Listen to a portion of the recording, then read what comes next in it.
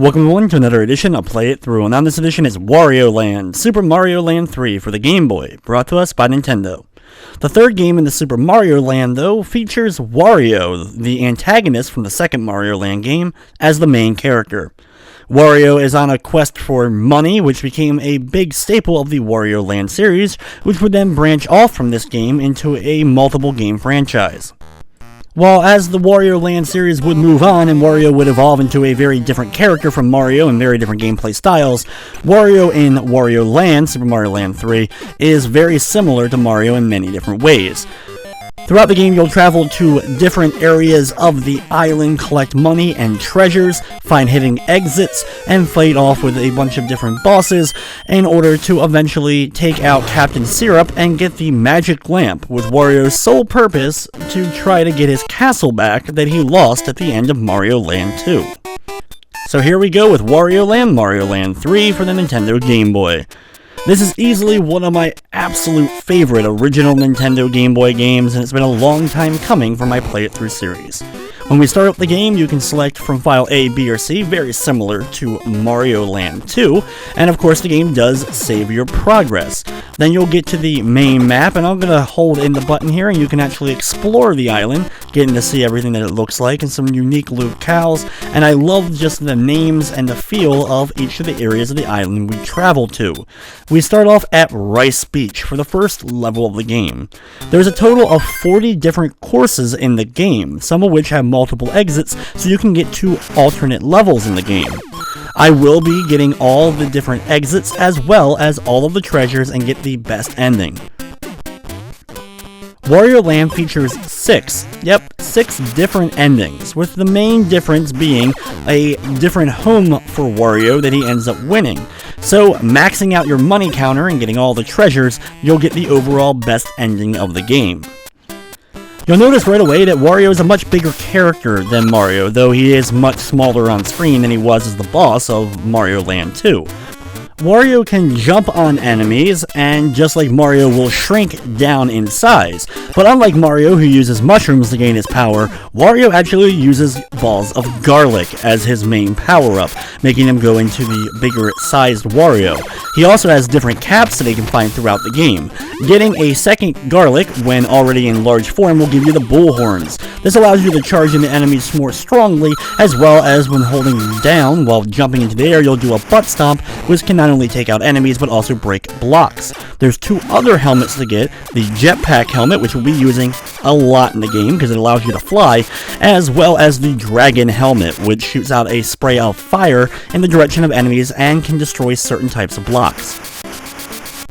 Now, one thing vastly different from other Mario games is you actually need money in order to open up gates in the game in order to complete levels. For example, you get to see a good example of one of the enemies of the game bringing out a large coin by holding up and then pressing the B button, and it uses 10 coins you currently have in your inventory of items, and you'll use that in order to open up the gate. At the end of each level, there are two minigames to select from, the bucket minigame as well as the heart minigame. Now, for the bucket minigame, it's basically, well, left or right. Pick whichever direction you want, whatever bucket you want, and if you're lucky, you'll get money, which will double the amount of money you currently have going into it. However, if you end up picking the wrong bucket, you get a weight dropped on your head and you'll lose everything. So you have to be careful on what you want to end up doing here. Now, I will be completing each minigame just one time, as I do here, in order to get a total of 232 coins at the end of the first level. This is one of the better ways in order to earn a lot of money in the game, and you need a lot of money. Not only do you need to get every treasure, but you also need to have about over 10,000 coins by the time you beat the game in order to get yourself that best ending. After completing a level, you'll go back to the main map, it'll draw the path just like other Mario games, and you'll be able to move on to the next level. When we make it to the levels that have different or multiple exits, you'll see a different icon on the main map, so you know that there's actually an alternate exit to that level. Now, at the bottom of the screen, you'll notice on the left side your life counter. To the right of that, the current amount of coins you have in this particular level. If you lose a life, you lose all your coins. To the right of that is the heart meter. You can gain 100 hearts in order to gain an extra life. Since Wario cares more about money and actually using it instead of buying lives with it like you would do in a Mario game. And then you have the timer for the particular level you're in on the right side, which will slowly tick down, but you usually have way more time than needed in order to complete individual levels. I don't think in my entire history of playing the game have I ever run out of time. Now, to the right of this door, before I went through it, you notice there was like a little skull statue with horns on it. It's similar to the gates. However, what this is a halfway marker. It still costs 10 coins in order to use it, so you have to be careful if you want to use your coins or not, or risk it in order to continue on the level without using the halfway marker. Every one of the levels in the game does contain one of these markers, so you can use those in case you end up losing a life, and you end up starting back at that point when you restart the stage. Now, one of the big things with Wario is because he is so big, a lot of enemies, well, they just bounce off of you. They walk into you, they go to a dizzy state, which you can either knock off with a charge or pick up and throw at other enemies, giving Wario a vastly different approach to how to deal with enemies. Wario will only be hurt by level hazards such as lava or spikes or falling off into pits, as well as usually by projectiles of the weaponry that the enemies have, like spears or boomerangs. Now here is the other minigame. Here you'll have a total of 5 bombs to throw, using the power meter as a way to gauge how quickly you throw the bomb at your enemy, and your goal of course is to hit the enemy on the opposite side and take him out with a bomb. The more bombs you end up being successful with your hits, the more hearts you'll end up getting. Now, in order to do this minigame, you end up spending your coins that you have in order to enter into it. And you can play 3 different difficulties of this: hard, medium, and easy, which is what I'm playing now. I'm not a big fan of the hard minigame because it's a little bit hard to get used to, as well as you really don't need to grab the hearts. There's plenty of hearts throughout the levels and plenty of other ways to gain extra lives, so usually I don't play this, so I just want to showcase it one time for everyone. The harder difficulties have stronger enemies that move more quickly, so they're obviously a lot harder to hit with the bombs. You'll notice before entering course number 3 that it has a different icon on the map. This is the first level in the game that has multiple different paths. And surprisingly, there's actually not too many levels that do have the multiple branching paths. There's surprisingly only a couple levels like this in the game. In fact, by the time we make it to the 4th world of the game, well, we've already done all of them, and the last 3 areas of the island don't contain any multiple branching levels. In order to locate not only the extra path of this level, but also the hidden treasure, and like I said, there's a lot of hidden treasures to gather throughout the game, and you won't know which levels contain the treasures, you'll just have to explore and find them, so they're a lot harder to find than the different branching paths. But for this stage in particular, you actually have to defeat the boss of Rice Beach. We have to complete this level and then the next 2 levels, and then come back to here before traveling to the next world, where we'll be able to then come back to this level and find not only the treasure, but that alternate path. So for right now, we just complete the level like normal.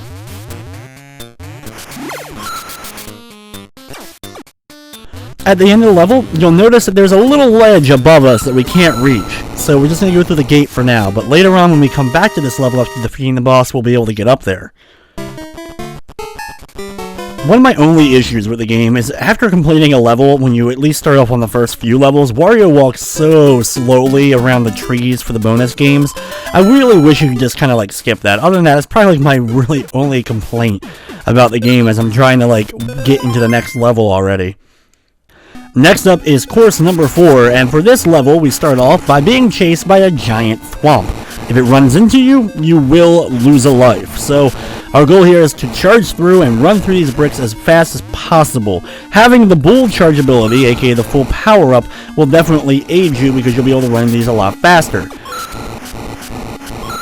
When you make it to the end of the section, jump up to the ledge above and stand and wait here patiently for the thwomp to eventually arrive here. Now you can make it through this area very easily even with just the normal charging ability, but you won't have as much time to just sit around and wait. Unfortunately, if you make it over here pretty quickly, you'll have to wait a little while, but eventually that thwomp will show up and we'll be able to jump on and ride over the lava. If you fall into the lava prior, or hit the spikes either way, you will end up losing a life. The next half of this, though, you're going to have to be dodging the bats, and these bat enemies in the game wait for you to get close by, and then they swoop down on you. You'll be able to jump easily onto them, but if they end up hitting and running into you with their pointy tails, you will end up taking a hit.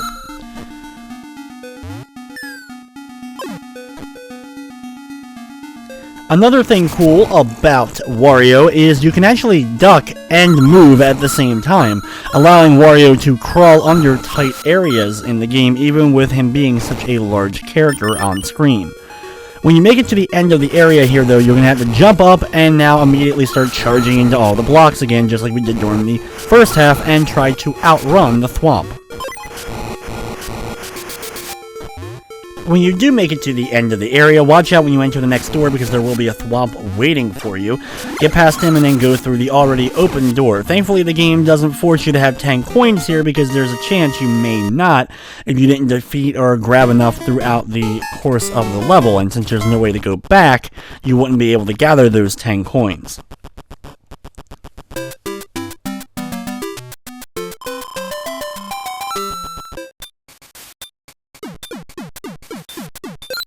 Next up is the first boss level of the game. These levels work the same as any of the other normal levels, except at the end is a boss waiting to battle you. These levels tend to be a little bit shorter, I think, than some of the other main levels in the game, but not by too much. Be careful here when charging in underneath the swamp to destroy the blocks so you can get by, because you can accidentally bounce off a block and bounce up into the thwomp that's coming down on you. The next section of the level is a little bit annoying because you'll have these flashing glowing balls. You'll have to wait for them to kind of pass you. You can jump over them, and then you're going to want to crawl underneath this thing in order to get to the door. Also, if you're unsure of the boss for the first time, you may also want to drop in 10 coins into the halfway marker before going through and to the next part of the level. Introduced in this level is the exclamation point blocks. There are small ones and big ones. Big ones will instantly end the level and cause something to happen on the world map, while small ones, like the one we just did, will cause either a ladder to appear or blocks to appear or disappear, allowing us to continue on in the stage. Now it's time for the first boss of the game. For this boss, this spiky turtle, we're going to charge into his stomach. When we do this, we end up hurting him, and he'll start rolling around the actual ground. We'll have to jump over him to avoid him. He'll then start flying in the air and repeating the process. When he comes down at you, you can jump on his shell from underneath, and this will end up doing damage. And then you can finish him off with another charge. Now, if you are small Wario, you'll have to go through the whole process and wait for him to flip upside down and start moving towards the ground for you to jump on him and do damage to him. But you'll be able to defeat him that way. It'll just take a lot longer. After defeating any boss in the game, a large amount of coins will spray out so you can gather them in order to get a pretty good boost to your coin counter at the end of the stage, and then move on to, well, the next part of the island. However, though, before we travel to that next part of the island, we're going to double back out of this area from Mount Teapot, which is one of my favorite named areas of the game, head back to Rice Beach, and head to that double exit level. You may notice on the actual level selection screen now for Rice Beach, the tide has come in, and there's now a lot more water on the beach, and when you enter the level, you'll notice that the entire level has a lot more water to it. Also here, that wasn't here before, is a giant locked door. In order to open these doors in the game, you have to find a key. Finding the key and then bringing it back, well, will allow you to find the hidden treasure chest. This is how you find the treasures and how you gain a large amount of money in the game. We must turn into the dragon helmet in order to use our fire ability to hit the block on the right side, which we did in order to hit the key. Now we enter inside here, and you'll have to charge or use a dragon helmet in order to open up the treasure chest and find the first treasure of the game, treasure letter A. Wario will then throw it in place, and you can kind of keep track if you've missed any treasures by the fact of it going to another slot. For example, if we now have A and the next one we pick up goes into C, we know we've clearly missed the B one. But I will show you, of course, the location of all the treasures, so you won't have to worry about that. While the dragon helmet is pretty cool, being able to blast out fire and defeat enemies pretty easily, you unfortunately can't run or charge in it, and because of this, it's probably my least favorite helmet in the game. Usually I much prefer the jet helmet, which I'll be using for a large portion of the game because I'll be able to fly over a large amount of enemies. After grabbing the treasure chest though, we still need to complete the level in order for the treasure to count. Now you can either complete the level normally, or you can actually go back to the beginning of the level and exit out that way in order to get back to the level selection screen. Either way, it will save having the treasure. If you end up dying before reaching a halfway point, or without going through one of the exits, you'll have to get the treasure again. Now in the area with the exit, we're going to climb up using the water to help us swim and get over this ledge, and then open up the gate now on the far right side and find the alternative exit for the third level of the game.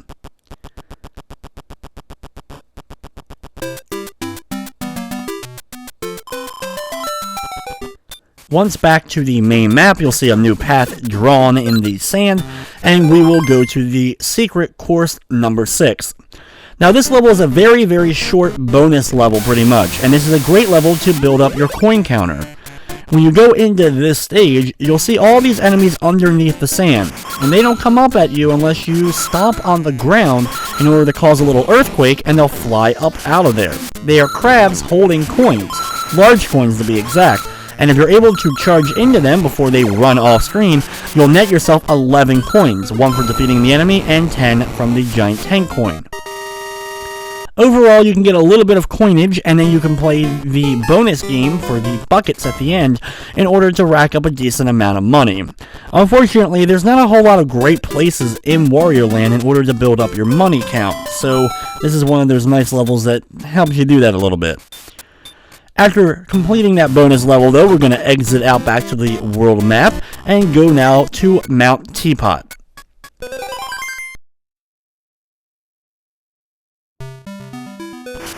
Course number 7, the first level of Mount Teapot, is a pretty straightforward water-themed level. You can swim either on the top surface or go underneath. Either way, you're going to be dealing with different enemies. Either the birds swooping down at you above, or you're going to have these guys, which are one of my least favorite enemies in the game. Basically, when they get near you, they can either straight up run into you with their spikes, or they'll stop and turn into a spiky ball, which will then go back and forth for a little bit. Choose whichever path you prefer along the way. I'm going to swim up here and grab the jet helmet for the first time in the game.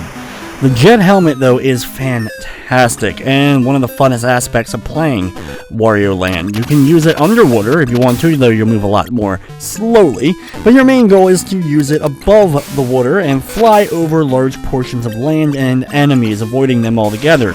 Now you do have to be careful, as of course it will not last forever and you'll slowly run out and start to fade back down to the ground. One thing really cool though is you can cancel your jetpack at any time. And if you don't run into an object, you can cancel it, and then after a few seconds reuse it again, so you can keep hovering a little bit when flying over large portions of stages. After avoiding some more mines and some more of those spiky guys, I do find myself at the door, watching out for a couple of bird enemies before making it to the gate and the exit for the stage.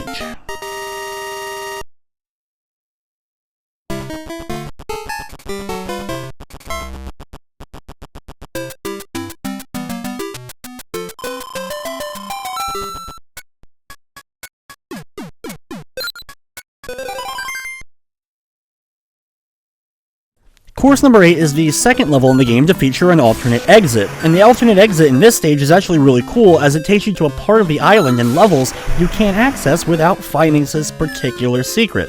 Now this isn't something that you need to find, you can still complete the game like normal, you just won't see that part, and as a kid I actually didn't find this the first time I played. I found this because a friend actually showed me where the secret exit was. We ride a little bit of current to the door and then start getting up here. You'll pick up these mines along the way. Just throw the mines out of your hand when you pick them up, so as they will of course explode after just a few seconds. Now, in the next segment here, we're going to be going underneath the water, watching out for the pelican that loves to shoot out little mines as well. For the next segment, you're going to be riding more current. You can go up, down in order to kind of get through the current more quickly, or you can take sometimes the more safe path. In either way, the safer path usually is a lot slower as you'll be fighting the current. After the area though, you will find these guys and you're going to find an arrow pointing upwards. Pretty obvious that there's something up here. But if you don't have the jetpack at this portion of the stage, you won't be able to bounce off the wall correctly to get up here to find the secret exit and the secret gate for the stage.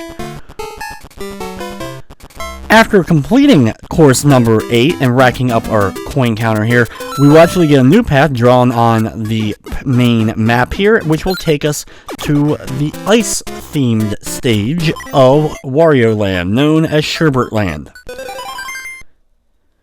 Now this is a pretty tricky area, and because the course numbers are actually higher than the course numbers in Mount Teapot, it may throw you off a little bit, especially when it comes to the treasures, because there are treasures in these levels that we're going to be gathering. And because of that, they will go to farther letters in the alphabet, but don't worry, we haven't missed any treasures.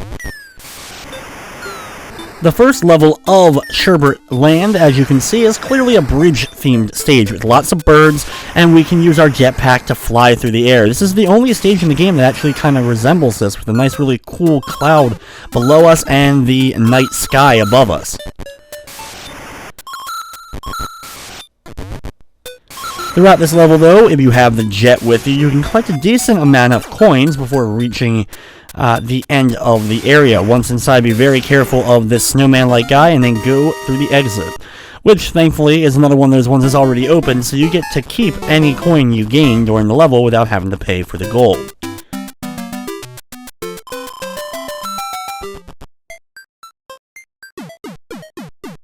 After completing the stage, you'll then move on to Course 15.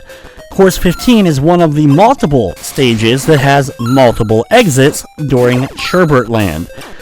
3 different levels in Sherbert Land do have treasures, and there's multiple different ones that actually have alternate paths, so we're going to have to go through a couple of levels a few different times, including this level right here.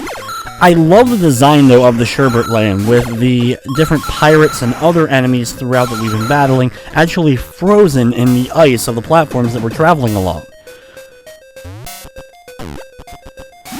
A pretty cool enemy, one of my favorites, but can be a little bit annoying, is the little hedgehog-like porcupine enemies.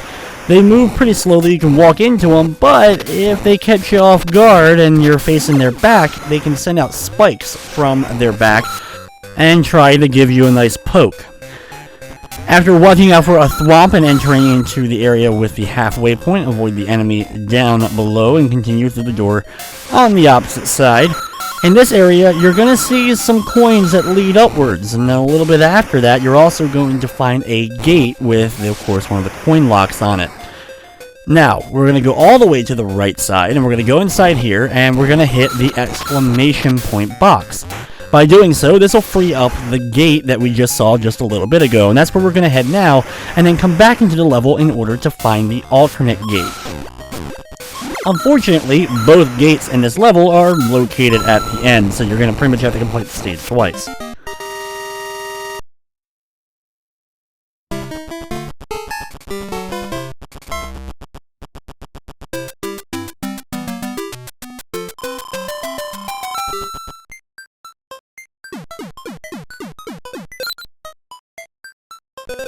As you'll see, the level we just unlocked is another one with branching paths, but we're going to go back to level 15 and do this level all over again to find that alternate exit. The path, of course, is the same until we make it to the end of the level.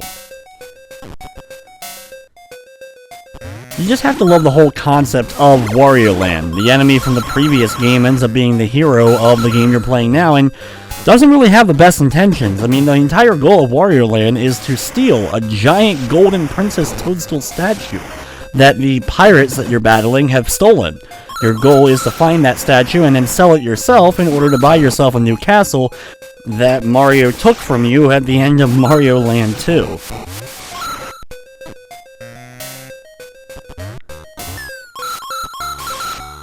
After making it past the halfway point once again, and flying over here, of course, we'll notice, of course, there's coins going up in that stair-like pattern to the diagonal upper left. Run through this segment and get through the other end and hit that exclamation point box again.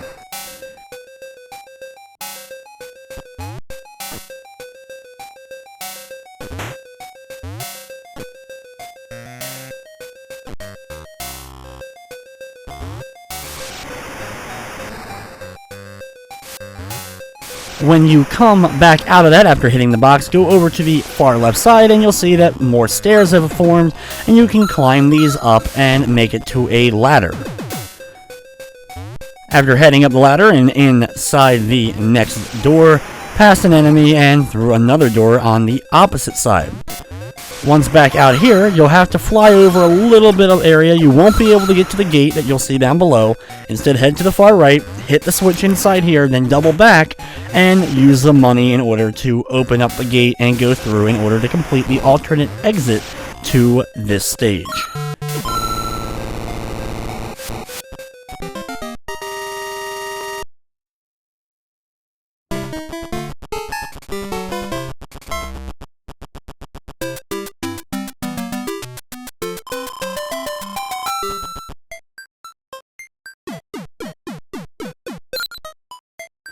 Now, before going to the level we first unlocked, we're going to head to the left side and enter into course number 17.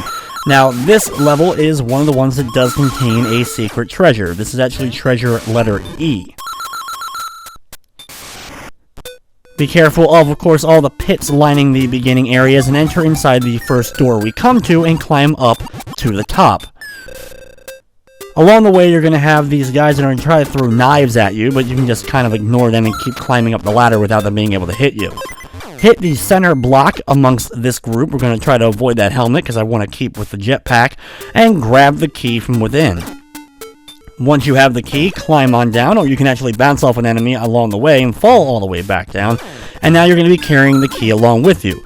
Be very careful. You can use the key as a weapon, but if you're not too cautious, you may end up throwing the key down one of the many pits that you're going to have to be jumping over during the course of this area.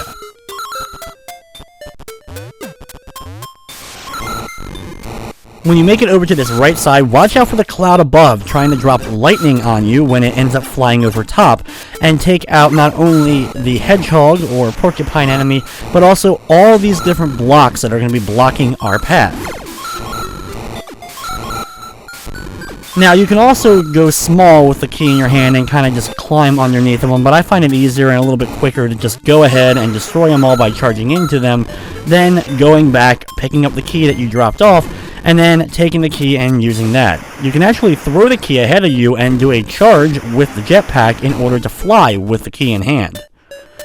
Enter inside the next door, and once inside here, you're going to find this movable platform that you can jump on, and whatever way the arrow is facing, it will then travel, so travel upwards using it. Now, you can fly around a little bit more and gather some more coins if you want to, or just take it straight up in order to find the locked door and the treasure for the stage.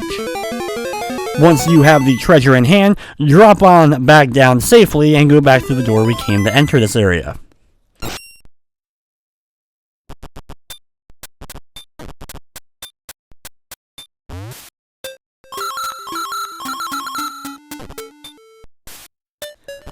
Once back out at the main portion of the level, just continue on like normal in order to make it to another door not too far from here. These mines in this area with this guy moving back and forth is a little bit tricky to try to get past, so you have to wait for the right opening and then quickly get by. And usually I prefer to stay here, duck, wait for him to stop moving, then get up and continuing to move through. You're going to have like a walrus-like enemy trying to spear you right outside this door, but if you jump up out of the water and land back safely on the ice, you'll be able to open up the gate and complete the next level.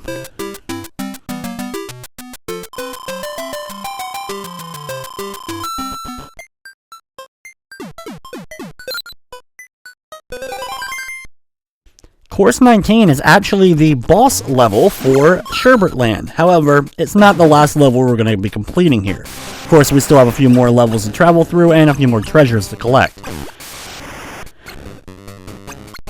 In this next area, we can either destroy the blocks using the jet underwater, or we can just fly above it and watch out for the pelicans. They may throw out a bomb or two along the way.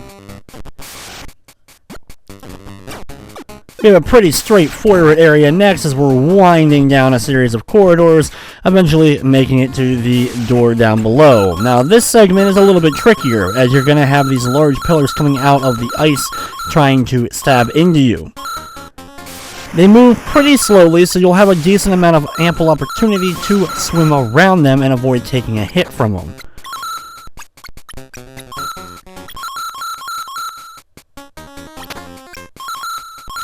Just take your time through the area, and when you get out, there's going to be a couple of these spiky shell creatures waiting as well, so avoid them, charge through the next room, and get ready for the boss fight. Unlike every other boss in the game, you don't even have to fight this guy. Instead, you can actually jump, avoid him, and go right through the door in order to exit out. Now, for the sake of completion factor, I will show you how to beat him. As you jump on his head, he'll pop out of the water with a spiky helmet on, and after doing so, you'll have to wait for the opportunity to run into his back and knock the helmet off, and then hit him again. For defeating the boss, though, you won't get any coins. Instead, you'll find 3 giant hearts, which will net you 3 extra lives apiece, and then you can finish up the stage normally, either just standing there, or some reason jumping off the side after defeating the boss. You won't lose a life, instead the level will actually complete. Now, with the area complete, though, we're going to go back in because we still have levels to explore and treasures to find. Head back inside, and we're going to go to course number 16, located here, which we had unlocked earlier on in the game. Now, this is another one of the ones that contains a treasure, so right near the very beginning, we'll be able to open up some blocks and find the hidden key. With the key in our possession, we'll have to travel through. Be very careful of some enemies here. These guys aren't too bad, but they can walk into you and damage you, as well as once in a while they will actually form out a giant spike ball and try to knock it towards you. Destroy a couple of easily destroyable blocks, and then head inside the hidden door behind them, and after jumping around over a couple of platforms, you'll find the locked door on the other end, where you'll be able to open it up and find the next treasure.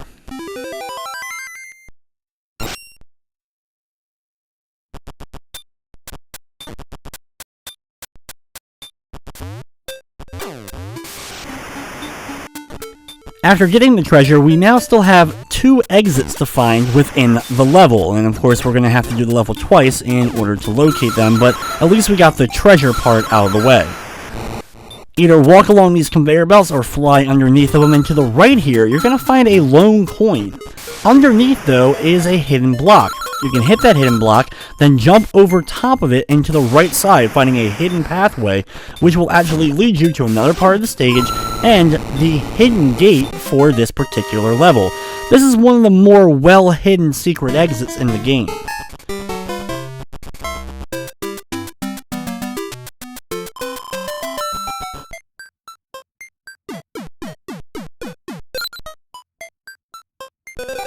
Now, before we go off and actually complete that stage we just unlocked, we're going to go back into course number 16 and complete this level like normal. Another cool, interesting thing about Wario Land, it was actually done by the same team that did Metroid 2: Return of Samus. And because of that, it actually borrows a lot of the same sound effects, including when we end up hitting the bosses in the game, makes the same sound effect as when you end up hitting a Metroid, as well as the pause sound effect, and the mines that you end up hitting in the game also were reused from Metroid 2.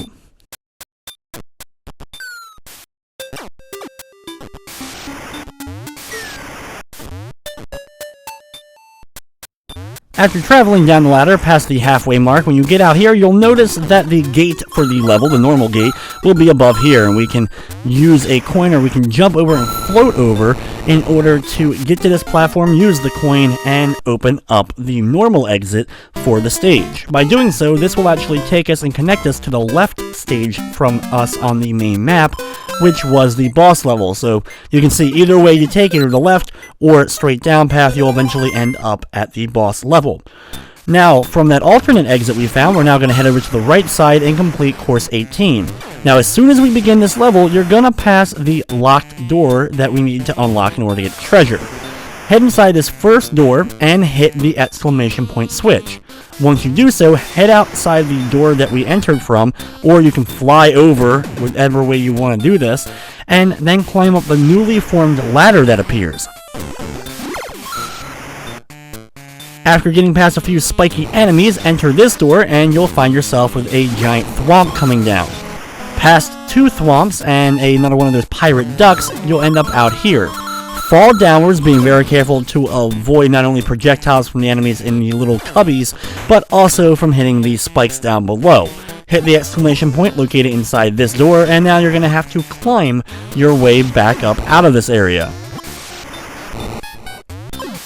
Once you make it back into the room with the 2 thwomps we passed just a little bit ago, be sure not to be too hasty and run into that first thwomp, then hit these blocks which were blocked earlier, and we can find the key located in the middle one of them.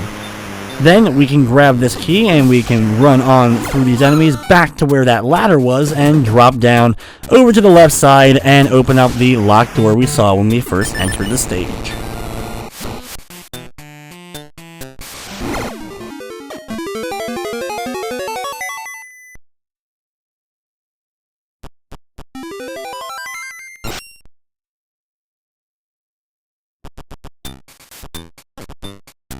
We've now completed everything in Sherbert Land except for completing the normal exit for this particular stage.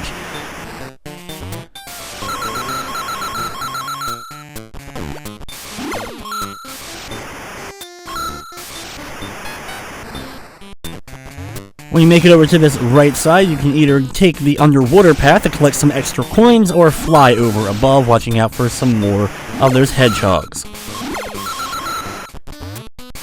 After a whole bunch of the hedgehogs try to get in your way along this path, you will eventually make it to the door on the far end. Once in here, watch out for another one of those weird snowmen-like enemies. Open up the gate, and now we've completed everything in Sherbert Land, and it's time to move back to Mount Teapot.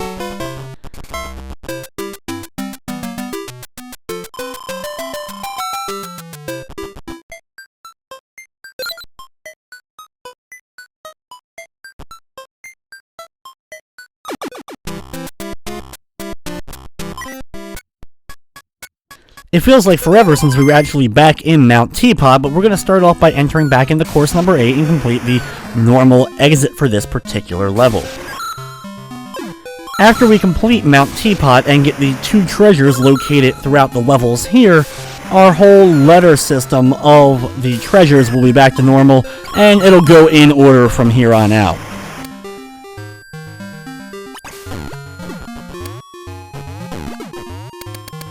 While the level itself is known as Mount Teapot, or just Mount Pot in Japanese, the actual water and all that we're swimming through is part of Asparagus Lake, which I'm not sure is mentioned in the game itself, or even in the manual.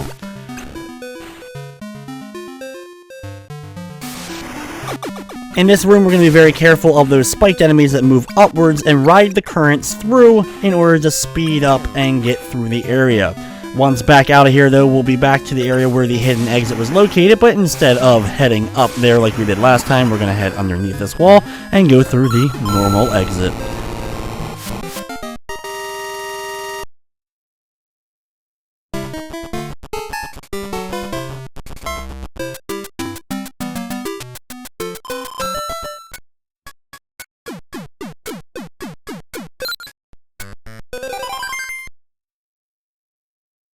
Course number 9 contains another one of the hidden treasures, so we're going to be on the lookout for that while traveling through.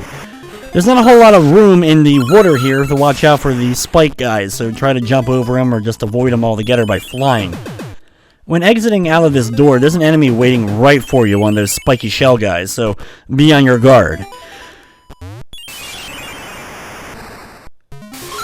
When you make it to this area, the upper path here will take you to where the halfway marker is, in case you're wondering what's inside that door. We're going to, of course, ignore that and continue along this area, jumping upwards, watching out for these spiked helmet guys, and making it through another door at the top. Right at the very beginning, they do give you another jet power-up if you do need it, and these things are always very useful. On the right side, though, is a hidden block, and we can use that in order to find the key. Destroy this block up here, and when you enter inside of it is where we need to go in order to find the treasure lock door. It's hidden behind the waterfall, so you can't actually see it, and inside not only do you find a giant block, which will net you 100 total coins, but on the far right side, after breaking some blocks, you'll find the next treasure.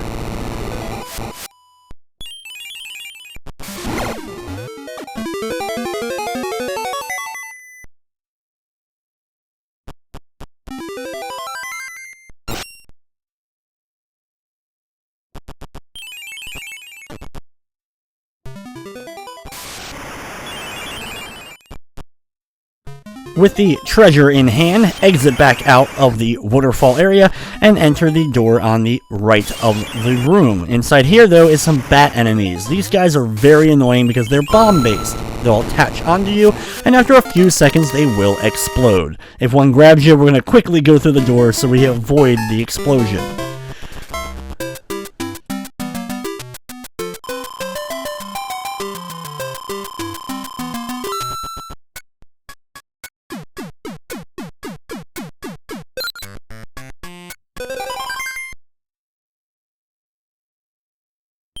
Course number 10 is a very interesting level, and actually is the boss level for Mount Teapot, but we can't fight with the boss yet.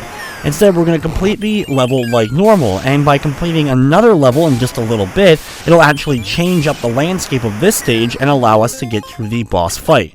It ends up being another one of those really cool aspects of the overall world map and everything with Wario Land. Now, like the first level in Sherbert Land, if you climb up the ladders, you can actually go above the clouds and get to a starry night sky. When we make it to the top, we're going to blast on through to the far right using our Jet Wario in order to fly over a large amount of bird enemies and another water segment down below. Now, we will have to back up a little bit and make it over here. We're going to end up collecting a couple of coins because I don't have enough in order to exit out of the stage. So you want to make sure, of course, you have 10 coins like normal before going through this far right door and finding the exit after dealing with a thwomp enemy. And I know I keep calling them thwomps, and they're actually known as pouncers, but, I mean, come on. They're thwomps. Either way, exiting out, we'll move on now to course number 11, which happens to hold the next treasure for Wario Land.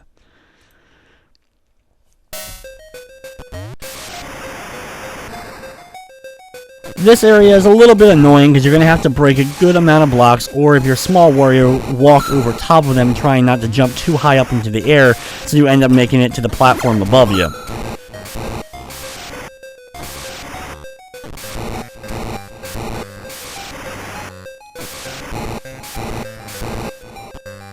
Inside the blocks that you're destroying, you will find a door. Head inside here, watch out for the bird and the spiked little guy, and swim underneath here to find another door on the far right side.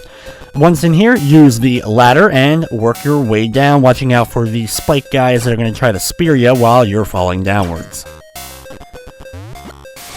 Now, when you make it here, don't go through the door at the bottom. Instead, use your jetpack item, and you do need the jetpack in order to do this, and fly back and forth, left and right, making it platform by platform higher and higher.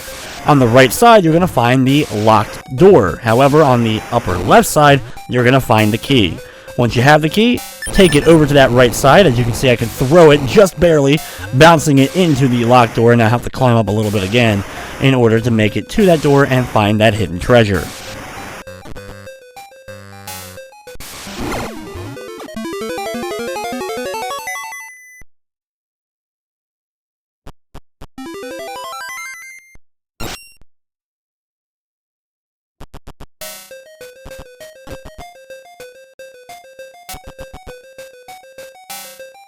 Thankfully, with that treasure, we now have an even amount of treasures, and we're not missing anything that we could have gotten so far on our checklist of treasures. Heading through the door at the bottom, and then through the next door past the halfway marker, we can get on this movable platform and ride it along. There's a bunch of coins along the path here. If you have the jet, you can use that to kind of bypass riding the platforms, but you'll of course have to use them if you don't have the jet with you. Here, we're going to move again back and forth left and right. Thankfully, these guys, if you move quickly, are always facing the opposite direction from us, so we can easily run into their back, or at least just walk into them in order to take them out. After crossing a little bit of bridges here, we will find the next exit gate.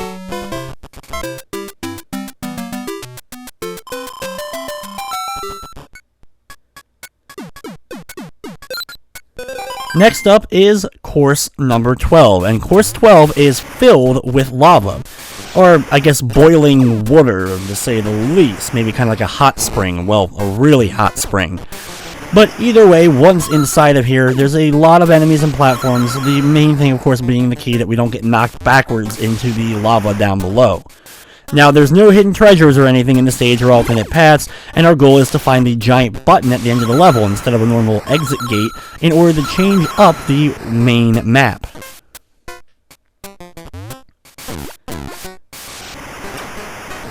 Having the jet will help you travel through this area with the duck pirates a little quicker, but either way, a pretty simple area. The ducks do throw out their sword like a boomerang, but you can easily avoid that and then hit the giant switch in the door here, and you'll complete the stage, causing the giant lid of the pot to slam on down to Mount Teapot. And now we'll go back to level 10 that I mentioned earlier would be changed up a little bit so that we can actually make it to the boss fight. Now you'll notice where course 10 was earlier is now a skull symbol. No longer can you actually get into course 10. It's always going to be course 13 now, which is vastly different than course 10. So thankfully there's no treasure located in course 10, so if you missed it the first time, you wouldn't have probably been able to go back and get it now. This level is pretty tricky though, because there's a bunch of bat bombs waiting for you as soon as you start up, so try to avoid them at all costs. On the far right side, you will find a few ladders to climb up and a door past them. As you'll notice, the level is similar in many ways, just because of the way the layout is, but we can no longer access the sky because, well, the giant teapot lid is crashed on down, making the areas of the stage a lot more confined.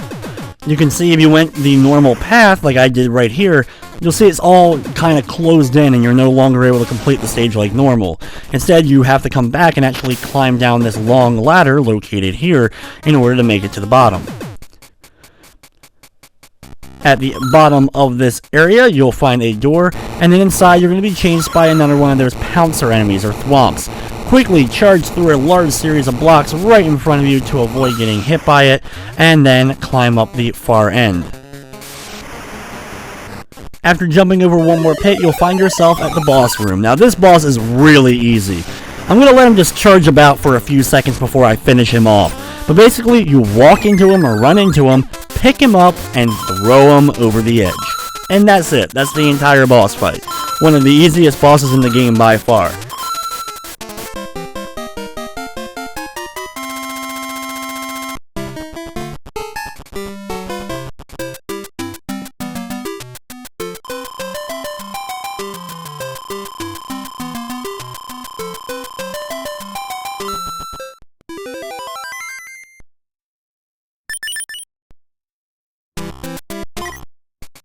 After completing Mount Teapot, we've now completed 3 areas of the island, and Stove Canyon is our next area to travel through, and this is of course the fire-themed level. We've dealt with a little bit of lava, but there's a lot of lava going on in Stove Canyon.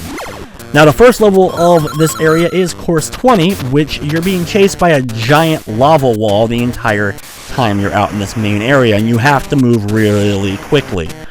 There's also a hidden treasure. Located in this block right here, you're going to find the key. The jet is pretty essential to help you try to speed through this area. Even with the key in your possession, you have to move fast. You can use the key to help you take out some enemies along the way if you need to, but you're going to definitely want to take the upper path here in order to make sure that you hold on to the key and you make it through without being hit by the lava. If the lava hits you, of course, it's going to be an instant death. After going up and down a large series of ladders with a couple of those wandering goon guys, eventually you will make it to the other side of this area and go through the door. Once you've made it through, you'll have a choice of going up or down. If you take the upper path and have the key with you, you'll be able to unlock the door and find the next treasure.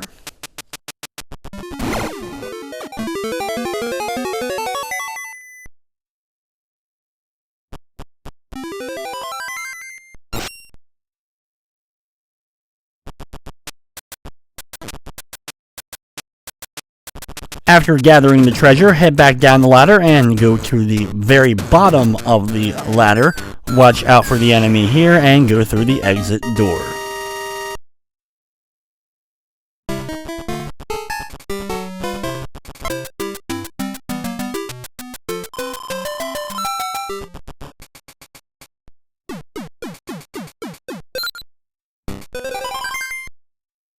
Course 21 is a pretty standard level, no other exits or treasures, but it does have lots and lots of lava. You'll have breakable bridges that you stand on and after a few seconds will break down into the lava below, and you're going to have a lot of platforms along the way for you to try to jump and maneuver around, including some platforms that will actually lower into the lava down below.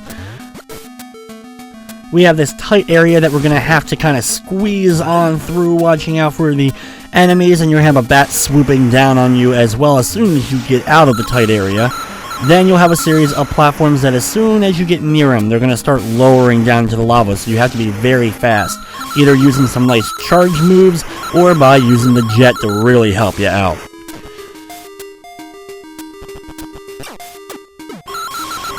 Be very careful to avoid the fireball that pops out of the last bit of lava we see in the stage before hitting the exit goal and completing Course 21.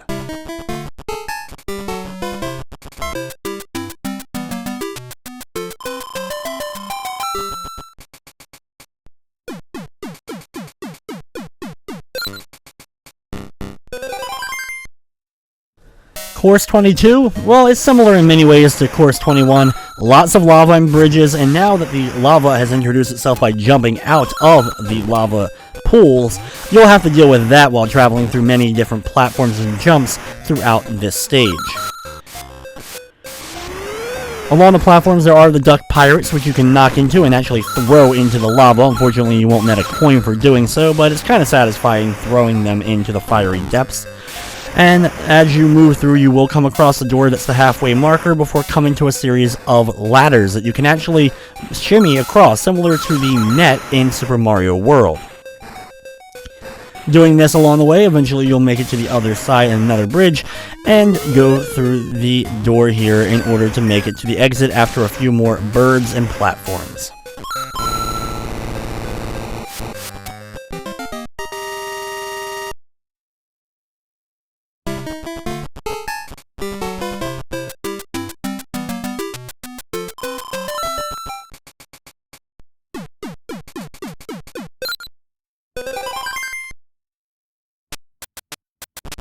Next up is Course 23, and this is the last level in the game that actually has alternate paths. I know, it is kind of strange to already be done with the alternate paths after we're not even near the end of the game yet. But this is the last stage that you'll have to worry about finding two things, but we still have plenty of treasures to collect.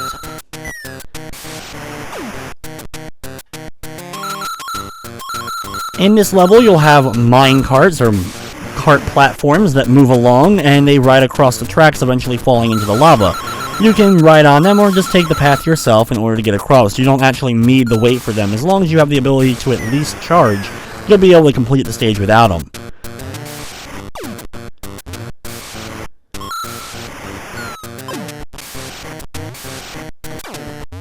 Overall, this level is a pretty straightforward one. When you drop down here though, you will have to either charge late or use the jet in order to hit this smiley face button. By hitting this, you'll bounce up into the air. You'll then be able to land on the platform with the next one, bounce up even higher, off screen, and the screen will scroll up and you'll find the hidden exit for Stove Canyon in Course 23. This will unlock, well, a hidden level to the left of us here. This stage is the last of the alternate path levels and also contains a treasure, so in order to get all the treasures you would need to find this level. At the very beginning of the level is the locked door, so you can expect the key not to be too far off, right? Well, for here we're going to go over to the right and then charge across using the jetpack. Now you can make it here alternatively by going up the ladder all the way around and then down the ladder in order to make it here, but using the jet you'll be able to bypass having to worry about all of that. Inside this room, after hitting the exclamation point, we're going to go inside and find ourselves the key. Now we're going to throw this key on the edge and fly across. If you want to be more careful and safe about it, you'll climb up the ladder and work your way along there before making it back to the door and being able to open up the locked door here.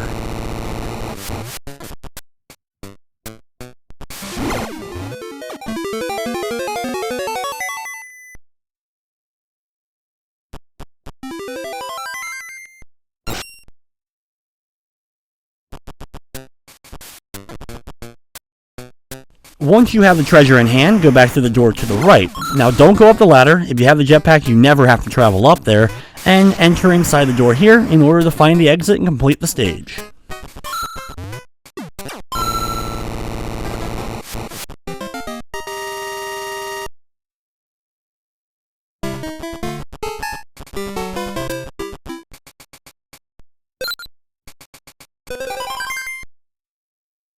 Now, unfortunately, we have to come back to this level and deal with the mine carts and all that stuff again in order to find the regular, normal exit for the stage.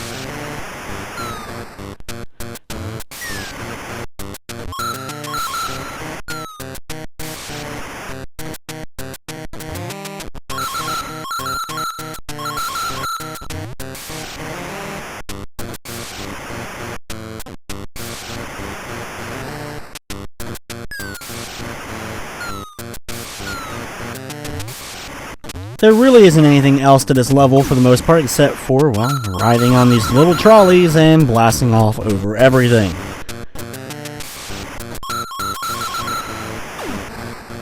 Right past where we bounced up earlier, well, is the goal to the stage, so we can complete the level and move on to the final level of Stove Canyon.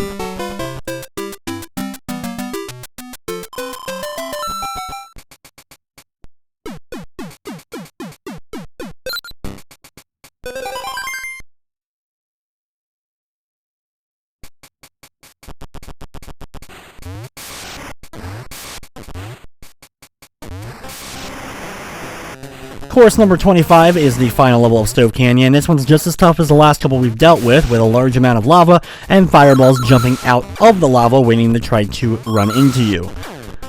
There's no treasures or anything to find, so just take your time, watch out for the fireballs popping out at you, and you can go inside this door if you need to in order to hit the halfway marker, and then you'll have a large series of the sinking platforms, so you'll have to move very fast along these. So this is one of those levels where if you're doing it for the first time, you may want to go ahead and hit that halfway marker.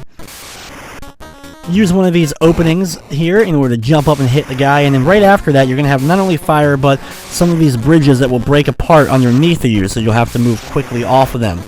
The last one here, you'll have to either blast through the jet or ride a piece of the bridge down and then jump over to the right to find the door that leads to the boss fight. Now, this boss is tougher than the other ones we've dealt with so far. You have to wait for him to shoot out fireballs from his nose. They will bounce on the ground, and then they are no longer on fire once they've made contact with the ground. This will allow you to pick them up in your hand and then launch them at the boss. Other than that, he runs around and uses his giant tongue in order to break apart the blocks below. He'll first crack them, and then if he makes his way back to that same spot again and uses his tongue, it will end up breaking it. Thankfully, it only takes 3 hits with the balls in order to destroy him, but you're pretty much at the mercy of whenever he's going to decide to shoot him out of his snaz. So once you've finally done so, though, we can move on to the next level of the game.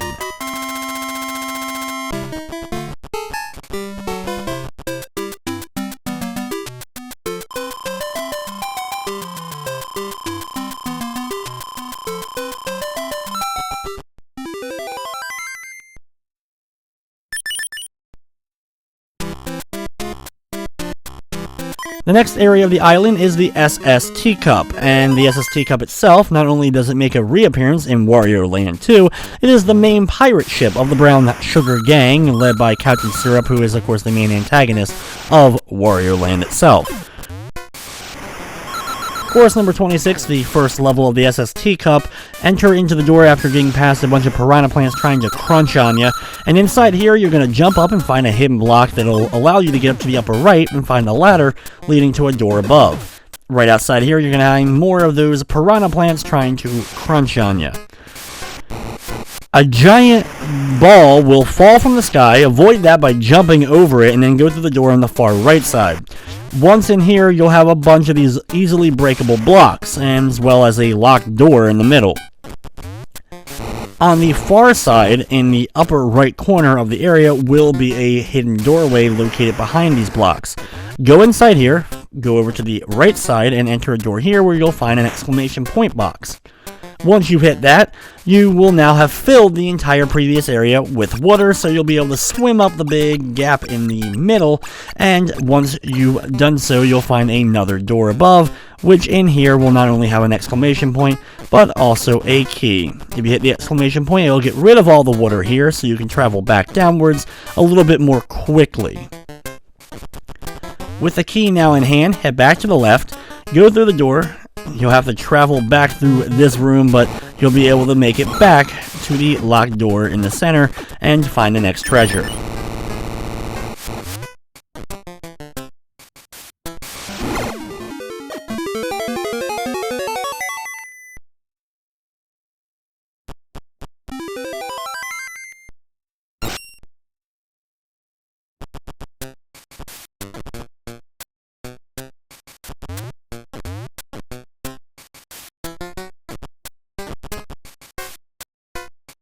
Once you have that, head back over to the left, watch out for the giant ball that's going to roll down at you again, and now head back through and down the ladder we took to get up to this area and continue along the stage like normal.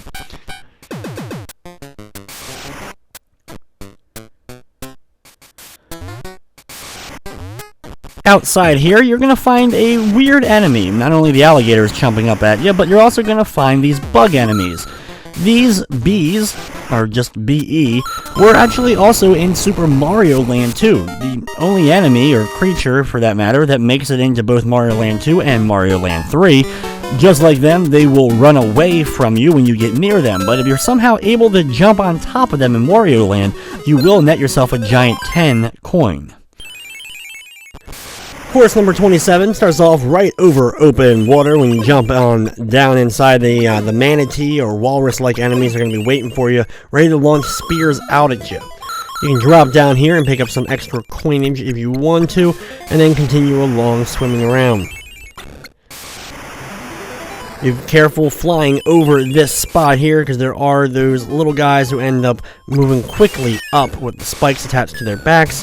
In the next section, just move slowly, as you will have the spinning shell enemies falling from the ceiling while you're traveling through. Right in the beginning of the next section, you will have another one of those harmless butterfly fly type enemies that will immediately flutter off as soon as you get close to them.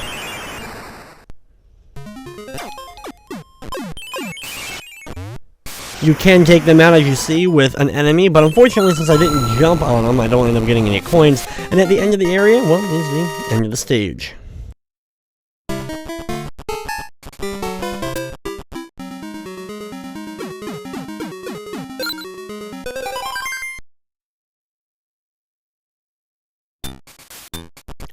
Level number 28 is a pretty standard stage, no treasures to locate. You'll have the spear goons and well as the birds kind of swooping down onto you.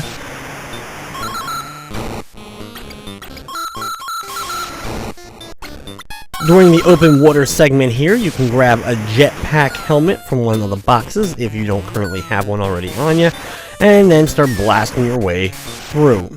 Stop by that door if you need to in order to get the halfway mark, but it's a pretty overall easy level without really any tricky spots, so you can just keep on moving through.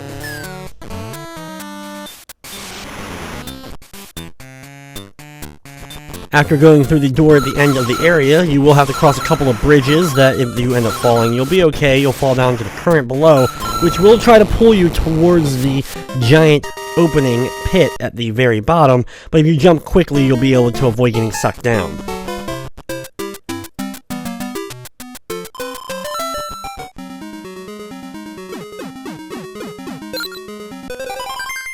Level number 29 is our next treasure stage, and when we start off, you'll have alligators trying to jump up and grab a hold of you as you walk across the beginning of the pirate ship. Once inside of the ship, head upwards. This is one of the more interesting and confusing treasures in order to locate in the whole game. You'll see a weird door-like opening, but it's not actually a door as you go past it and then through an actual door. You'll move into this section here. Climb on down the ladder, ignore the door along this section, and then climb up the ladder on the other side. Here you're going to bypass, well, another door, head up, and you'll eventually make it to a door and finally the end of this area. Once inside here, you will find the halfway marker. Ignore that, or if you really want to, you can put some money into it.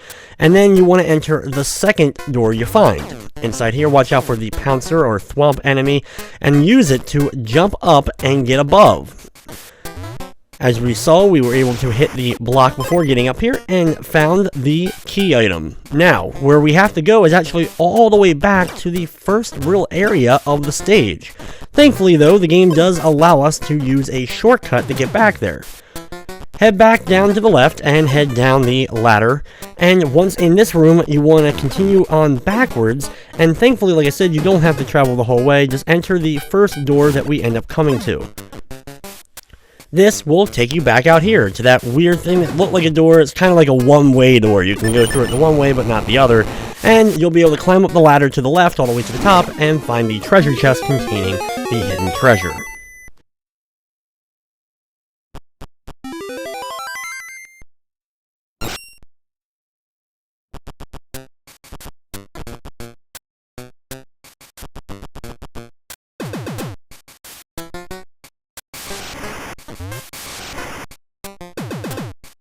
Unfortunately, once you have the treasure, you will have to backtrack through the next few rooms that we've already been through in order to continue on the level.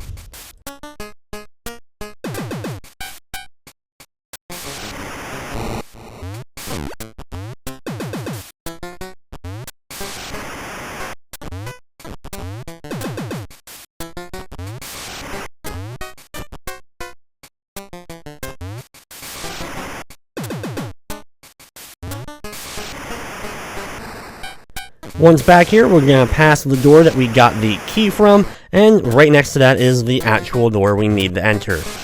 Inside here, there's a couple of duck pirates, but there's the goal, and we can enter it and go to course 30, the final area for the SS Teacup.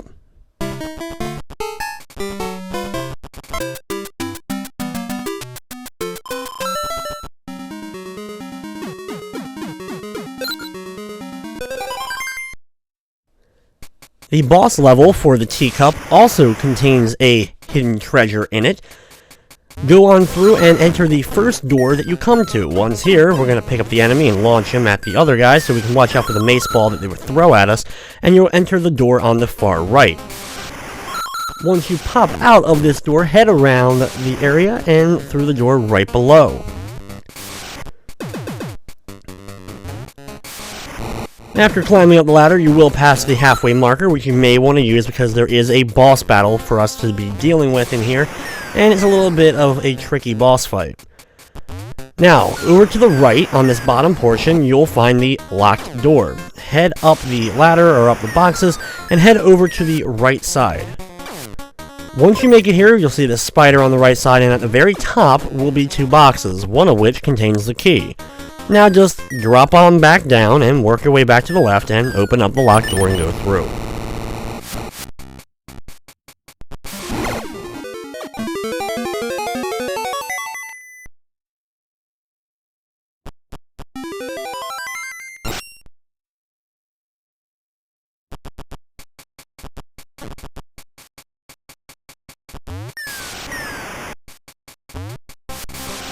Once you have the treasure in your possession, head up here. You're going to climb up a few ladders and find this door located here, and after climbing up a couple of more ladders, you'll make it to the boss chamber. The boss for the SS Teacup is Bobo, the giant bird. Now, this guy has a skull and crossbone on his stomach, so you can tell he really isn't playing around. He throws out the little birds that we've been battling throughout, and you'll have to use them as platforms to bounce up into the air and then land on top of it. Unfortunately, you can't keep bouncing on him over and over again really quick. He has kind of a little period of invincibility, so you'll usually have to bounce off of him, fall back down, and then bounce off another bird up on top of him. If you can balance yourself, you can keep bouncing on his head until eventually he's vulnerable again, but not too tricky of a fight. The problem, of course, being watching out for the birds is they do have a pretty weird hitbox, one of the bigger hitboxes as far as enemies go in the game, and you can actually be knocked off the sides by the wind from the feathers of the bird. After completing the SS Teacup, we'll be blasted up in the air, and we end up in the next area of the game known as Parsley Woods.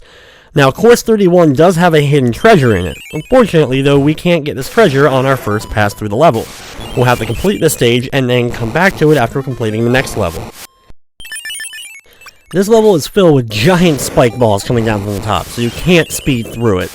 You have to take your time, wait sure that the giant spiked mace ball falls from the sky, shakes the ground usually as it falls, unless it falls only a very short distance, like right from the very top of the screen, then it won't shake it. But if it falls more than its size, it'll shake the ground just a little bit, just to be an annoyance while you're trying to fly through the stage. Also throughout the Parsley Woods is some ghost figures and some ghost enemies. These guys are invisible usually until you get close, and then they will start coming up from behind you trying to poke you with their spears.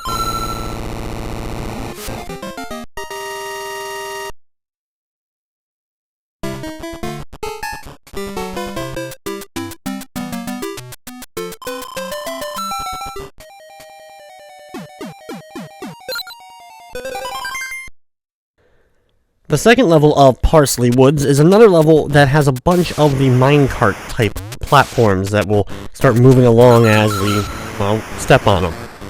Pretty much the same deals as before. There's some birds going to try to swoop down on you. You can hit these if you want to. Use them in order to get over larger pits, especially if you don't have the more powered up versions of Wario at your disposal. You have some relatively easy platforming to deal with, not too very many small platforms throughout the entire length of Wario Land.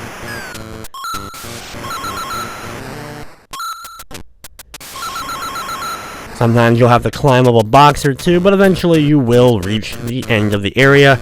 Drop down in the water. Once inside, you'll have to move quickly through because the mines will explode only a few seconds after passing them. And at the end, you'll hit a giant exclamation point box. This will not only unlock the next level, but also change up the previous level by draining the large lake here.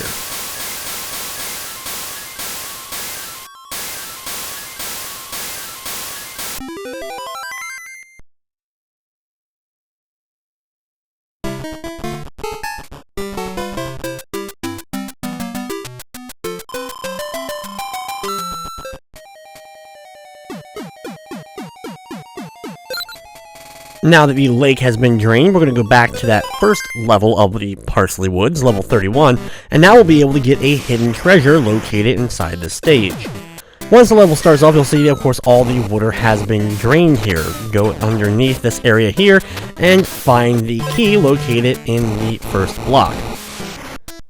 Thankfully, they also give you one of the jet helmets, so you can use that in order to help you. Once you have the key in your possession, start traveling along the bottom and climb up the ladder at the end here in order to climb up back up top. Along this whole segment, of course, also, we're going to have to deal with a lot of these blind moles trying to throw their mace balls at you, but thankfully, the giant mace balls that we dealt with the first time around are no longer a threat here in the level. Unfortunately, the key weighs you down, and it's a little bit hard to kind of throw it and even get any dashes going with the jet helmet during the course of this level. This part's a bit annoying of us having to climb back up the ladders, and the screen will scroll if you accidentally miss the jump and don't attach to the ladder right away.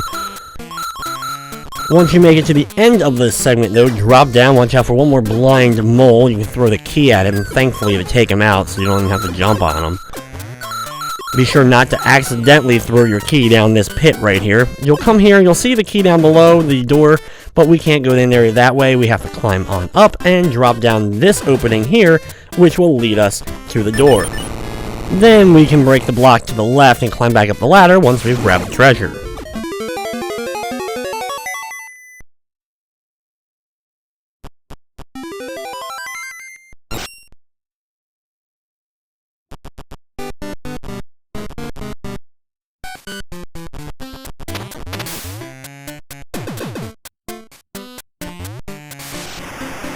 Just like we've done before, and we're right near the end of the level anyway, we can use a coin, open up the gate, and now we can move on to the next level.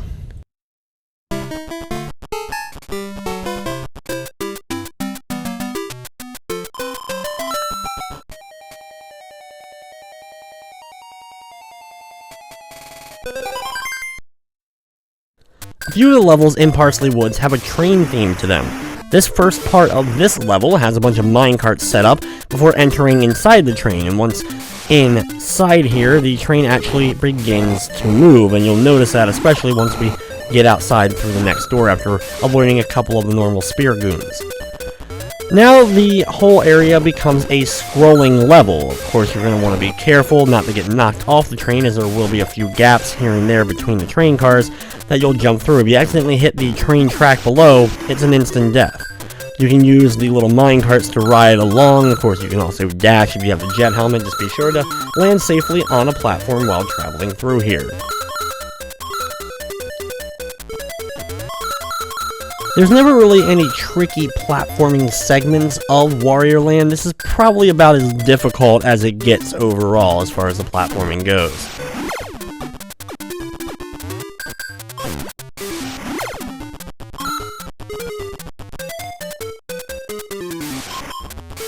At the end of the first segment, you'll enter through a door in that next little chamber. You'll come across the halfway marker for the level, but then when you pop out the other door, it's time for more scrolling train fun.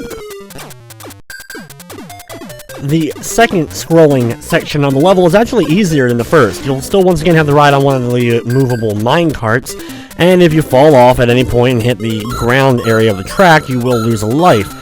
However, you can actually just stay on this and duck, and you don't have to do any of the platforming whatsoever. If you go up above and try to collect a bunch of the coins that are scattered throughout, you will have to deal with the birds swooping down on you, but overall, still a rather simple section to complete. Also, since this is another one of those scrolling levels, you don't have to worry about opening up the gate at the end of the level. It'll automatically be open, so even if you don't have 10 coins, you'll still be okay. After going through this door, you'll finally be in a non-scrolling area, and after a couple of pirate ducks, you'll go through the exit and move on to the next level of the game.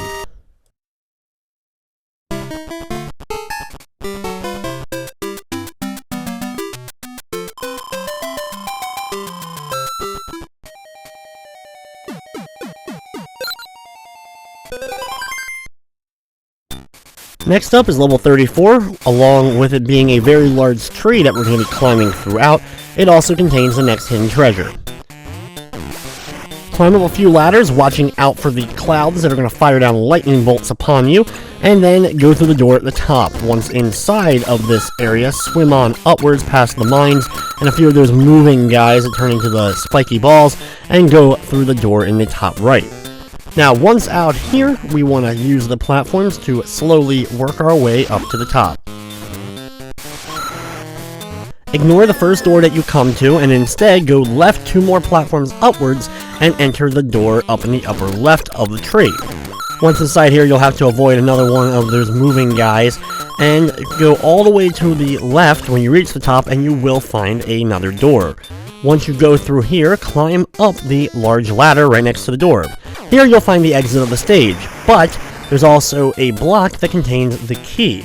Grab the key and jetpack over to the far right side, and you'll come to another door that you can unlock using the key and find the treasure located inside.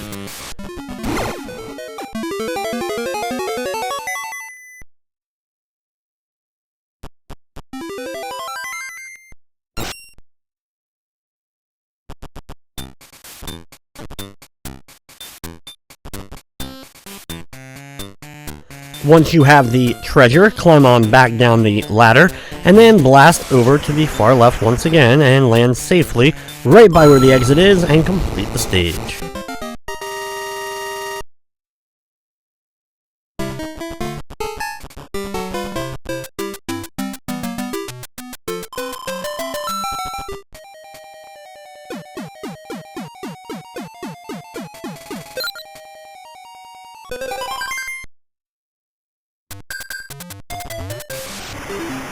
Level 35 is another one of the train-themed levels. Head over to the right and you'll enter inside of the first train car.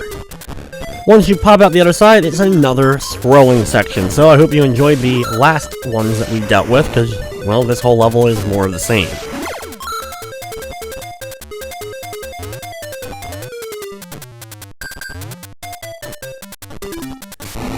This minecart level, of course, pretty much identical in a lot of ways. In fact, it actually may end up being a bit easier to deal with.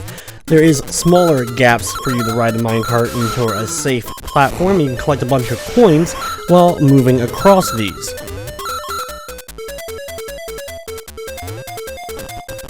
When you reach the end of the section, head inside. You'll be able to drop off a coin if you want to hit that halfway marker as you're traveling through this. Be careful of the giant moles down below, and then out the other door, and guess what? Another scrolling section. Here you'll have ample opportunity to grab some more coins along the way, and there's just straight up gaps. Instead of having minecarts that you're going to be riding across, you just have to make some larger jumps. Now, of course, if you don't have the jetpack, some of these jumps are a little bit tricky because you'll have to do a charge and then a jump in order to get over them. After a couple of just open gaps, you will find a rideable minecart, and during this section you will have to jump over solid blocks that are stationary, trying to block your way. The only good thing about this area is that you won't have to deal with swooping birds, so that's at least a plus.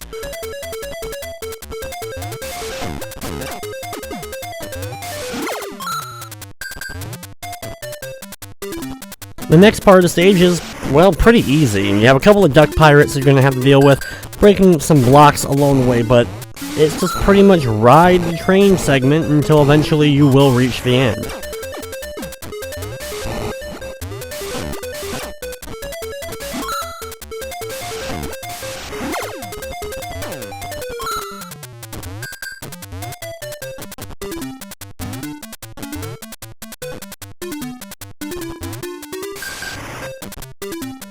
After riding train for what seems like forever, you will arrive at the next door, dash through this area with a couple of the spear guys, and then when you come out the other door, it'll be just like the other level where it'll be stationary and you can exit out the goal on the far right.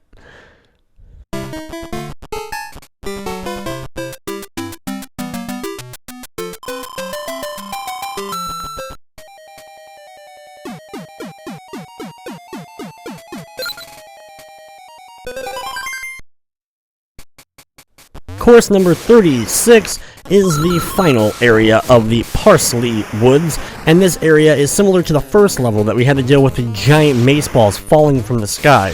Also, while traveling through here, you will have some clouds that will try to shoot some lightning bolts down on you. Just be sure to get above and jump over the mace balls. When they collide with a wall, that's how you'll be able to get rid of them off the screen.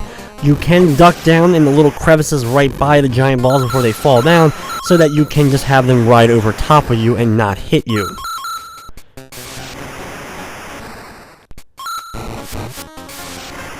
After a couple of platforms with some piranha plants down below waiting to grab you up if you accidentally fall, you'll reach the door on the far end, and it's time for the boss fight of the Parsley Woods.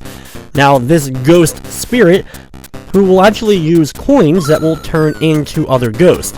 You can jump up from below the little ghost and then throw them up at the bigger ghost, moving back and forth.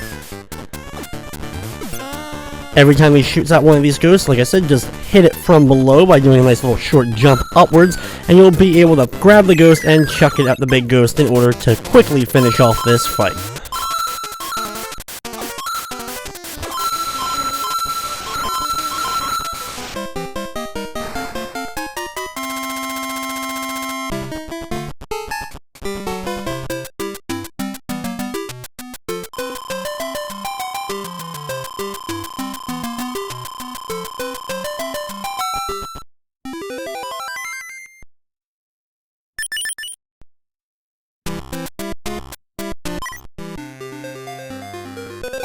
It's time for the final area of the game, Syrup Castle. Now, Syrup Castle is not only the home of Captain Syrup herself, but also another area that appears also in Wario Land 2. Course 37 contains a hidden treasure, and it starts off very similarly to the last level we dealt with in Parsley Woods, with a bunch of the giant spiked mace balls coming down. Watch out for the spike balls as they drop down. When you make it to the end of this section here, fall down in this little crevice and wait a few seconds for the spike ball to go away before jumping back up and trying to get past it.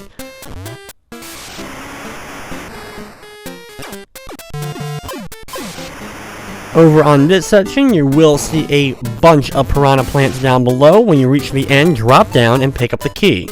You're then going to want to walk right through this wall, and you'll be able to find the door that contains the hidden treasure for the level. Pretty sneaky to actually just have an invisible wall. There's very few times in the game where you're able to actually do something like this.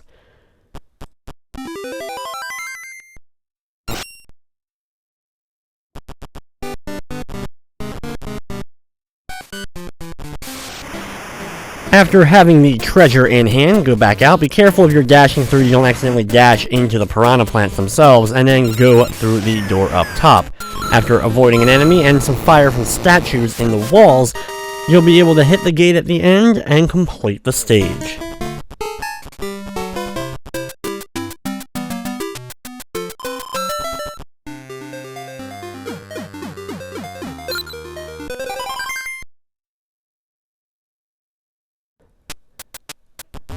Level 38 starts off, you'll see a ladder right next to you, which is where we need to go, but unfortunately we can't go that way yet. We have to go all the way to the far right side, go through the door and hit the little exclamation block. Then make your way back through the room, jumping on the spear-carrying gooms, eventually making to that ladder we first saw at the very beginning. After climbing down here, you'll have to break a series of blocks in order to jump up. Just be careful, of course, that the spear guy isn't on the very edge when you jump up, so you don't accidentally jump into it. Leave at least a little bit of room and opening so that you can actually hit the enemy and sneak on through.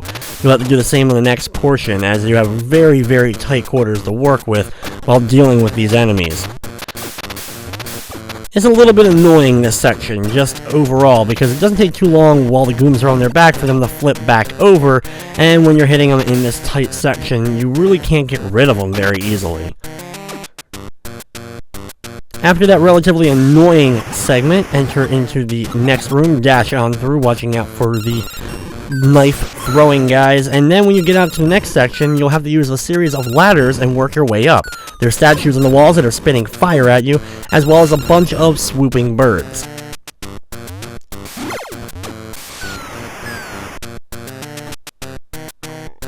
After going through the next door right here, you'll be able to pick up a star, which will give you invincibility for a period of time. There's really not that many of these stars throughout the game, and you can use this to run through all these spear-carrying gooms in the next area. Once you pass that section, go past a single enemy in this room before making it to another room with a bunch of ladders. Go to the far right ladder and climb up, and then go over a pit of fire. Be very careful, of course, so the fire is instant death. Climb up once again and go over to the far right and enter the next door. In this room, take care of the enemy right here. You can usually throw him into the guillotine-like blades, crawl underneath, and hit the giant exclamation point at the end in order to complete the level.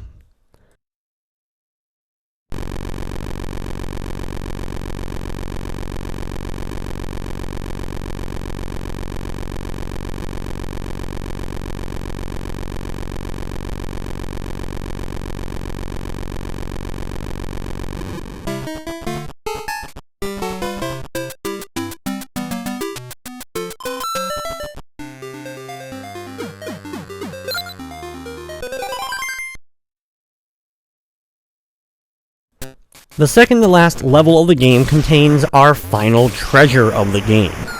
You may have also noticed that I don't have anywhere near the number of coins I quite need in order to get the best ending.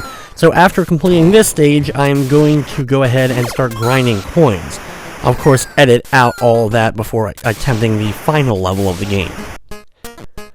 As far as grinding coins go, there are a few levels in the game that's best for it, and if you really want to, you can actually use a debug mode. They max out your coins pretty easily if you want to go around that route, because it is pretty grind heavy in order to earn enough of the coins.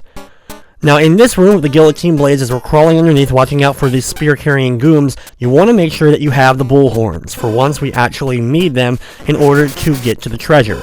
Then you're going to bounce on these smiley face blocks in order to get over the large gaps. It's been so long since I actually used the horns, it takes a little bit of getting used to.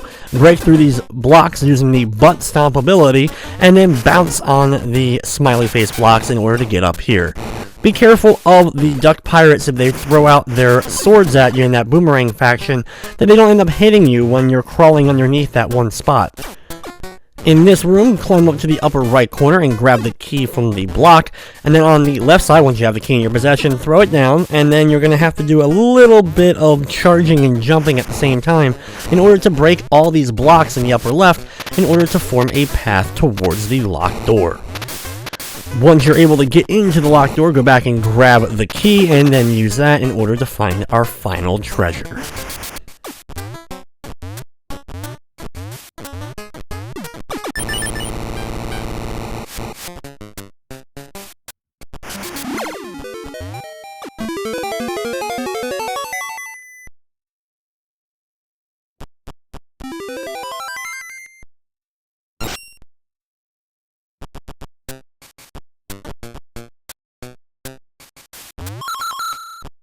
With all the treasures now in our possession, we're going to head back out of this room and back through the next little couple of areas in order to get back to the main portion of the stage.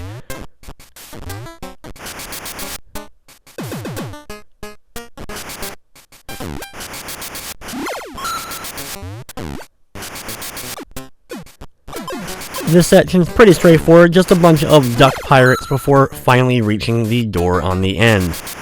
In the next section, you're going to have to get on these moving up and down platforms. After they go off screen, another one will show up. Pretty classic elevator-esque segment in a platforming game. Of course, if you hit the lava down below, you will lose a life, so you want to be at least partially cautious. Especially if you haven't gone back and saved the treasure that we just got. Take out the enemy in the next room and run through the door on the other end in order to hit another giant exclamation box, and we're now ready for the final level. Well, depending on if you want to get the best ending or not. Since I do, I'm now going to backtrack to Rice Beach, being a pretty good level in order to grind up my coins, and do that for a while until I have about 10,000 coins, so it's going to take a while. After doing that for quite a bit and regaining my jet power, it's time to head to the final level of the game, course number 40. No treasures, no hidden paths, no nothing. Just a straightforward level that starts off with a whole bunch of happy, smiling blocks for us to bounce across as we're moving through the level. There's plenty of coins to pick up throughout this level as well, so if you need a couple of extra coins for that last little bit, you can grab them in this stage. I didn't do the exact math to know exactly how many coins you need to have plus all the treasures to get the best ending, but like I said, it's around 10,000. After flying through this segment, we enter the next room for the mini-boss of the stage. The only time in the game you actually have to fight a mini-boss. This knight, run into his back and then jump over him, stay on the blocks if you need to, or the door itself, and then charge into his back after he gets done charging around the room blindly. After you hit him 3 times, the door will open up and you'll be able to go through. Once in the next room, be very careful as there are statues in the walls firing fireballs, and you'll have to climb up a series of ladders to get to the door and move on to the next segment. Here you'll have one of those blind moles, watch out for him, and a regular goom, and crawl underneath the guillotine blades. Enter the door next, and it's time for the final boss fight of the game against Captain Syrup and, well, the giant genie she ends up summoning from the lamp. For this fight, you'll have to either use the lamp by running into it to cause little smoke clouds to come out of it that you can use as platforms, or you can also use the enemies he ends up spewing out to bounce off of them and jump up and land on top of the genie's head.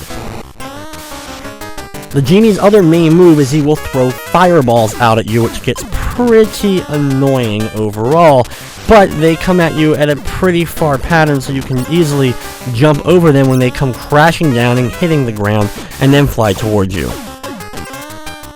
After you hit him only a handful of times, he'll drop Captain Syrup, and we can sit back and enjoy the best ending to Wario Land for the Nintendo Game Boy.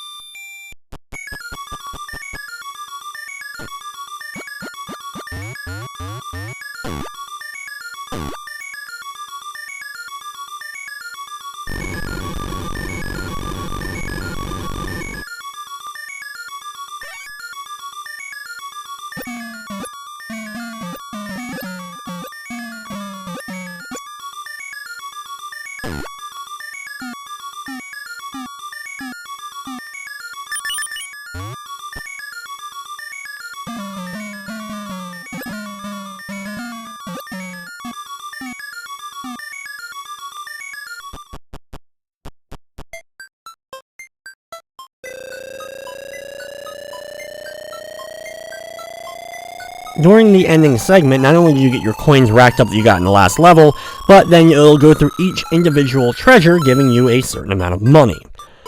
Now, after all the money has been gotten, it'll then count back down and give you large money bags containing that money. The amount of money bags you end up getting determines what ending you get, with 1 money bag being the worst and 6 being the best.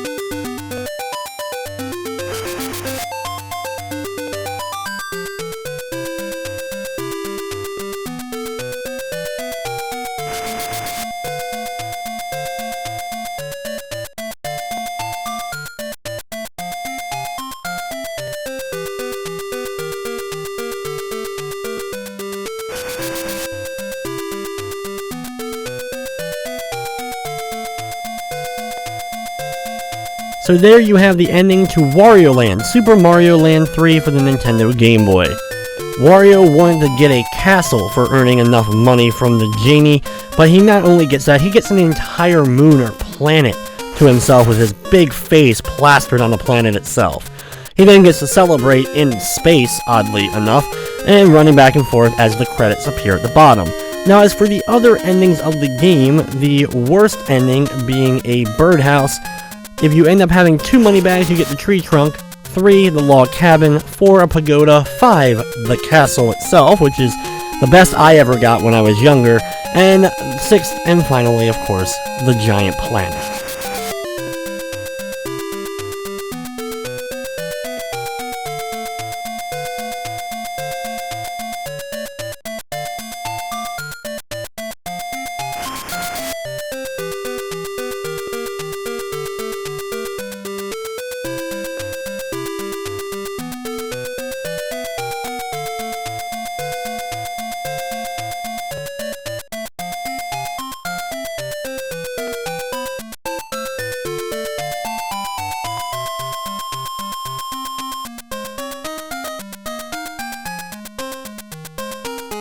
I always loved the entire concept of earning enough money in order to get the best ending.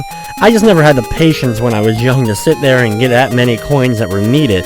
Heck, I had a hard enough time trying to find the treasures located throughout the game.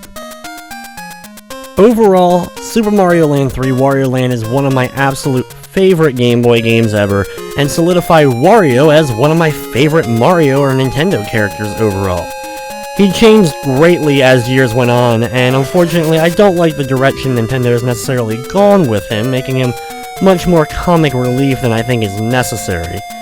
However, I can't complain too much because I became a big fan of the Wario Land series, and while unfortunately there hasn't been a game lately, there was a good amount of games in the Wario Land series. 4 basic Wario Land games, with the last one being released on Game Boy Advance, a spin-off game for the Nintendo DS Master of Disguise, Wario Land for the Virtual Boy, which ended up becoming probably the best game overall on the Virtual Boy itself, Wario World for the Nintendo GameCube, and Wario Air Shake It for the Nintendo Wii. If you've never tried out the other games in the Wario Land series, I can of course highly recommend checking them out.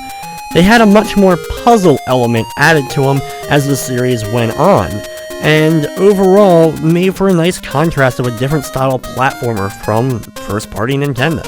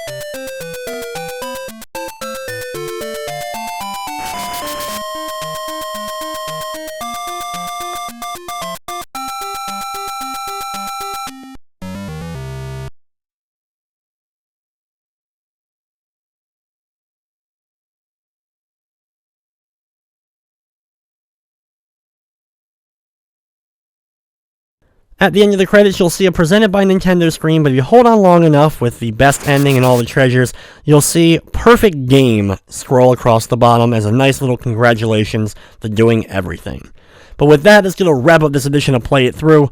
I'd like to thank you for watching, and of course, I hope you enjoyed.